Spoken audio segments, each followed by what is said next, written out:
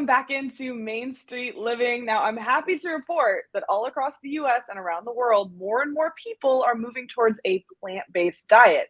Meat-free dining options used to be really hard to find. I know Cheryl can attest to this as well as our resident vegan on the show. Yes. And also the other issue, which is part of the reason I fell off the vegan wagon a little bit, not always super tasty, but that is changing in a big way. Ooh, Danielle, we got to hang out. It is definitely changing, and Vegan's Baby is on a mission to show us that going vegan can be easy and incredibly delicious. I can attest to this as well.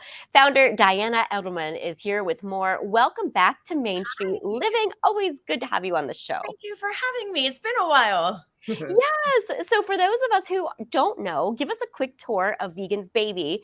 What do you do, and why did you start this venture? So I promote vegan food, life, and travel, and want to make veganism more accessible to people and show people that you're not missing out on anything by going vegan. So I launched Vegan's Baby as a website in 2016, basically just documenting where I was eating in Las Vegas, and it kind of has expanded since then.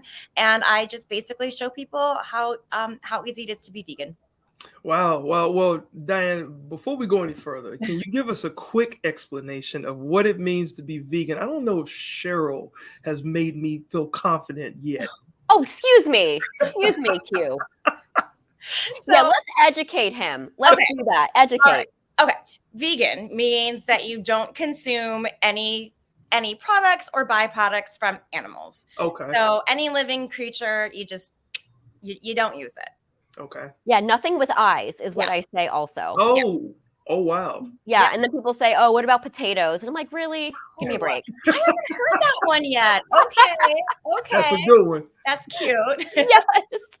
So, Diana, in addition to tasting all kinds of amazing vegan food for restaurant recommendations, you are also a resource for vegan travel, which I love. I want to be you.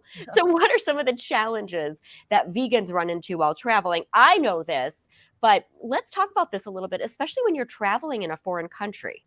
I think the biggest challenge people have is just that they don't think they can be vegan when they travel. And I think that really is what holds people back, especially if they're big travelers, about going vegan, because the concern is, oh, well, if I go somewhere, I'm not going to be able to eat, or like, I'm not going to be able to like explore like local culinary scene and things like that if I'm vegan.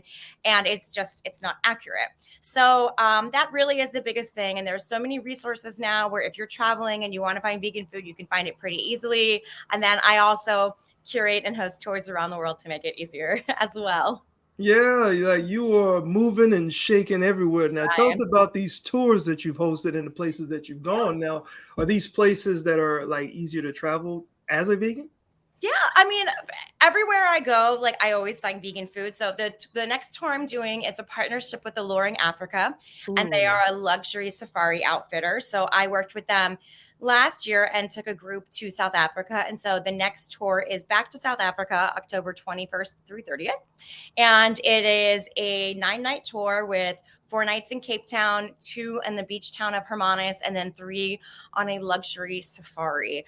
And so I'm just taking people around, going to my favorite restaurants, like cool culinary experiences. And then obviously like we're going to go see animals and do that ethically. And then the next tour after that will be June 2024 to Japan. I'm co-hosting that with a cookbook author, Lauren of Rabbits and Wolves. Nice. I'm glad you're going to Japan, because I was just in Tokyo a couple months ago. It's hard to find vegan food there. Yes. So I'm glad that you're going, because there really needs to be something on the map that says, hey, here are the vegan spots in Tokyo. And speaking of vegan, Quincy, did you know you can get vegan yogurt? I did not know that. Yes. This is plant-based coconut milk in the yogurt. So good stuff there. Okay. And Diana, we also know that you recently got some recognition from PETA. Tell us about that. So PETA came out with their first ever Vegan Safari Awards, and they named our tour one of the top 5 vegan safaris in the world. So it was a huge honor. We're a really amazing company, but for this being our first time, our launch was 2022. So to be able to earn that distinction from such like an animal rights organization was really special. It's nice to have like a stamp of approval that has been like thoroughly vetted as PETA does. So I'm very proud of that. Oh, I just came up with a question. So Let's hear it. if you're flying all the way over to Africa, right? That's got to be what, a 12-hour flight? 16 hours. Okay, so Yep. 16. Okay, how do you handle food on a 16-hour flight? Go. All right. First, you get snacks. So, like, I'll go to Whole Foods or just a grocery and get snack items. Okay. Airports these days have tons of options. Like, you can get wraps and hummus and things like that. And then I just tell the airline I'm vegan and they serve me vegan food. Yeah, Are you it's great. kidding me? That's Yeah, it? you can do that when you book your reservation. There's a little thing you can go in and you can request a special meal. Yep. Oh, well, you know what, Diana? I will give you this little nugget. Make sure that you check your check-in baggage because Cheryl will find a way to sneak on that trip with you. I totally want to go with you on this trip. And the other question I have for you, Diana, is when you go to countries or cities that you have not been to yet, how do you scope out the vegan places? So there's apps like Happy Cow you can look at. The information isn't always accurate, so you kind of have to do like your own due diligence. Facebook groups, there's like vegan Facebook groups for a lot of big cities or just cities in general. You can always pop on there and get recommendations.